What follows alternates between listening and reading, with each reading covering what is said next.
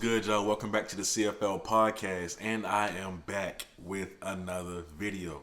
Finally got a day off. All right, so now I can finally give y'all the look at the depth at the linebacker position for Jackson State. So first up, wait, before I even get started. Now, before I say this, yes, it's not a new thing. NFL scouts have been all over the FCS at some teams' camps.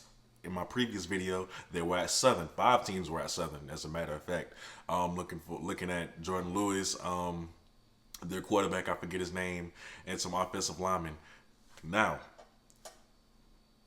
an NFL scout from the New Orleans Saints has been spotted at Jackson State's practice because Coach Prime took a picture with him, tagged him, thanked him for coming out. You can see he had his notepad. I don't know who he was looking at. I don't know who he was there for. But he was there. So now let's get started. These guys I'm going to name are the first few guys I'm going to name. I think about 5. They're going to be the ones who are going to get the most playing time.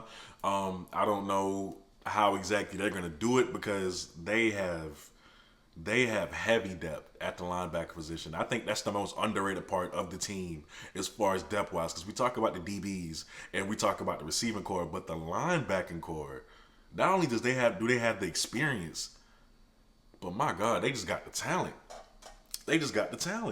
So first, James Houston, okay? The transfer from the University of Florida. He is 6'1", 225 pounds, and he's a senior. Now, in 2020, he played in 9 games at Florida where he had 37 tackles, 20 of them were solo, and he had a sack and a forced fumble. And if y'all remember James Houston, if you watched the FBS, he was the guy who made the comment about the Oklahoma Sooners not being on the Florida Gators level.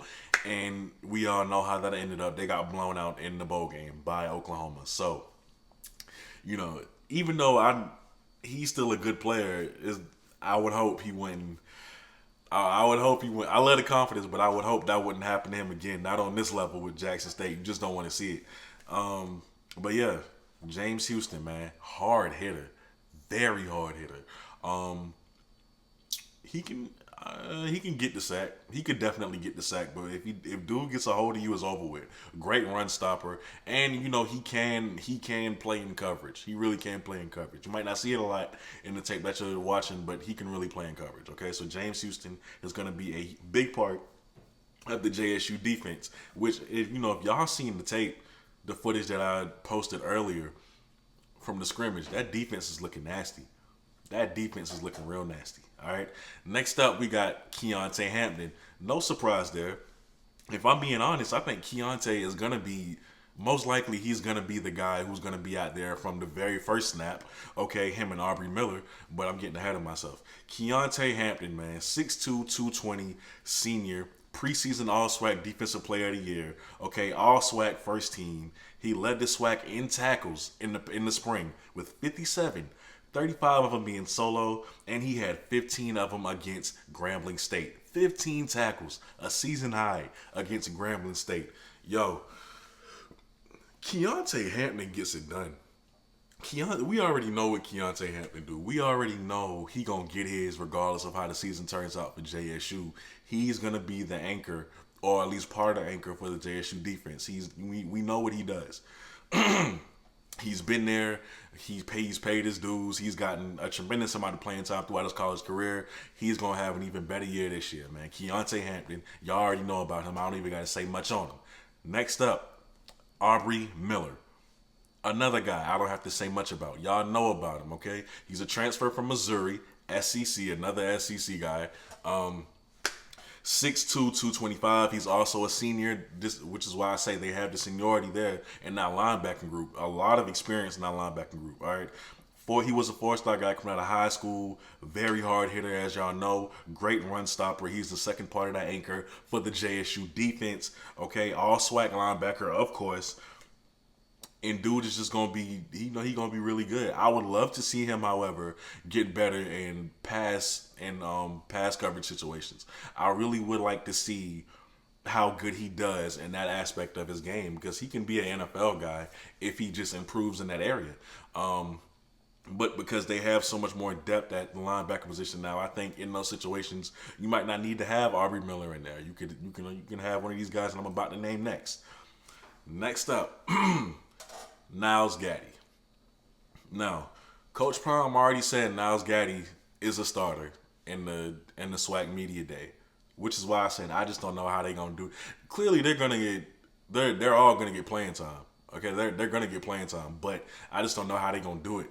But yeah, Niles Gaddy, 6'4", 230 pounds, a sophomore, transferred from Tennessee. Okay, in 2020, while he was at Tennessee, he played special teams. All right, he redshirted his freshman year. In 2021, in the spring season, because of transfer rules, obviously he could not play for Jackson State. So, which leads him to, finally make his way back onto the field for the fall season coming up. Now, Niles Gaddy is long.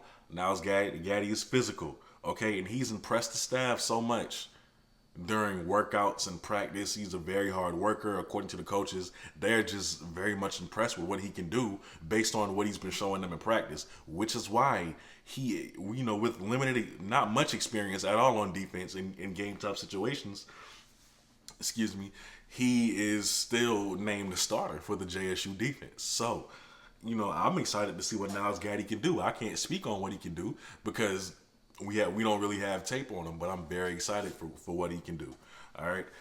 Next up, Abdul Malik Mclean. One of the guys we cannot wait to see. Abdul is an absolute monster. Makes the pass rushing look so easy, effortless. Like, you love the way he uses arms against offensive tackles because he can put his hand in the dirt. He can play in and he can play outside linebacker. So it's wherever you want to put him. He's very dynamic in both of those positions. Now, he's 6'4", 245 pounds. He's a sophomore and was a four-star guy coming out of high school. Now, in 2018, he redshirted after 2 games because y'all know the rule. Freshmen are allowed to play 4 games, and then they can transfer after that to save their red shirt. Anything after 4 games, that is a burn. All right. In 2019, he played in 5 games for USC, and he had 2 sacks. And those 5 games were against Arizona, Oregon, Arizona State, Cal, and UCLA. Not bad opponents at all. So he got quality time. He got quality playing time against some good opponents. It was a great experience for him. And, that was just something for him to work off of. Now, in 2020, after the transfer, he didn't play in the spring because of transfer rules. A lot of the talent in this class could not play because of transfer rules. Y'all knew that. But Abdul Malik Mclean, watching his film, I'm very excited for him. I am very excited for him. I'm not going to say that he's going to be a beast. I'm not going to say that he's going to have like 80-something tackles and 13 sacks and nothing like that. I'm not going to predict anything for any of these players. What I'm going to say is I'm just very excited for Abdul Malik Mclean especially. Okay? Great dude, man. Now that we got those out the way, now that we got those guys out the way, there's probably 1 or 2 guys in this list that I'm gonna say are gonna get playing time or gonna find a way to get valuable minutes this season, but I'm just not sure. One guy though, according to Tiger Talk with the 1400 Club, they said freshman Baron Hobson, 3-star, 6'1", 220.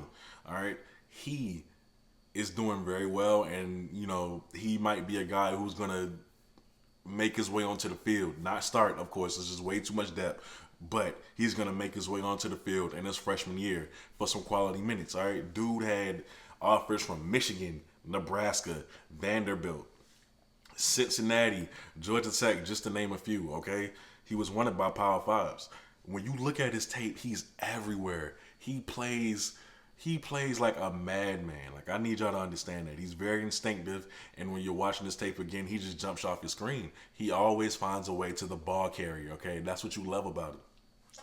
And I'm glad that he's a freshman and not a transfer or anything like that, because now you got 4 years to really develop this man and watch him blossom into the awesome linebacker that he can be. So, very excited to see Baron Hobson. and what he does when he gets in while the starters are taking a break or just need a quick breather or something like that. I just can't wait to see what he does. Next up, Dalen Dunn, okay? 6'2", 250 pounds. He's a senior. When I checked on the team's website, he didn't have a bio. And, of course, there's no film on him. So if y'all know more about him, put him down in the comments below because I just didn't see it. After that, Khalileriksen, right? 6'1", 215. He's a junior. In 2019, he had 49 tackles in 11 games. 28 of them were solo, 2 sacks. So not bad. Then you go to 2020, he played in 6 games, 20 solo tackles, 13 assists, and 1 pick. Khalileriksen, given how decent he played in 2020 and the experience he had in 2019, expect him to see minutes as well. Not over those guys, those first few guys I've named, but expect him to see playing time as well. This is great depth for Jackson State. Now, the next dude I'm going to talk about is his story kind of crazy to me, all right? Dude goes by the name of Donald Turley.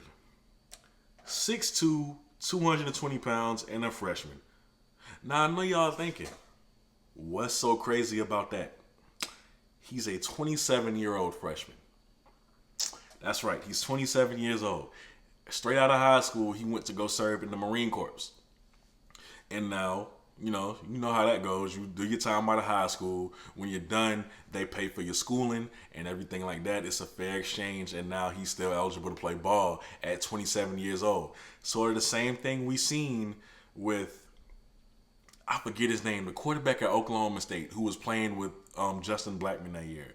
I think he was around 27, 28, or somewhere in that range, but he had eligibility left and he played, and he was able to get drafted, I think, to the Dallas Cowboys. So it's possible. You don't see him much. It's possible though. I mean, even the old guy at South Carolina State, we saw him. So ain't nothing but I wish nothing but the best for Donald Turley. When you look on his Instagram, weightlifting machine. All right, dude is jacked. Very strong. He does have film. I don't know if the Marine had their own little league going while he was serving, but he has film. Y'all are most likely watching it right now. And he looks pretty good, man. I can't really judge him because the competition he's playing against, I don't know who these guys are. So I can't really give a fair assessment on him. However, Donald Turley looks pretty good. He's pretty strong. I wouldn't want to be tackled by him just from the looks of him, all right? So can't wait to see what Donald Turley does. Since, at 27, he got 4 years of eligibility left. Now, the last 3 guys are freshmen, okay? Drew Anthony, Keith Lopez, and Tyler Wells. Drew Anthony, 6'2", 215 pounds. Keith Lopez, 6'6", 230. Okay, he saw 5 games in the spring. 3 of them were solo versus Edward Waters College. And, last but not least, Tyler Wells at 6'1", 220 pounds. JSU has great depth. Great depth on that defense. The defense is going to be what propels this team to a championship if they can get there, in my opinion, okay? Let me know what y'all think down in the comments below about this depth that they have going on. Because I think those first 5 guys alone, it's going to be hard for any team. And it's going to be great. It's going to be great to see what they do against FAMU. I'm so ready for that game. I'm so ready for that game. Even though I work that day, I'm going to still just be on the internet. Hopefully somebody can update me on something. But I really can't wait. It's going to be a great one. It's not going to be a blowout. I don't think they'll blow out FAMU. FAMU got some dogs. But I think it'll be a really good game, and I just can't wait to see it. But with that being said, y'all, I really appreciate it if y'all made it to the end of the video. All right, CFL Podcast, I'm out.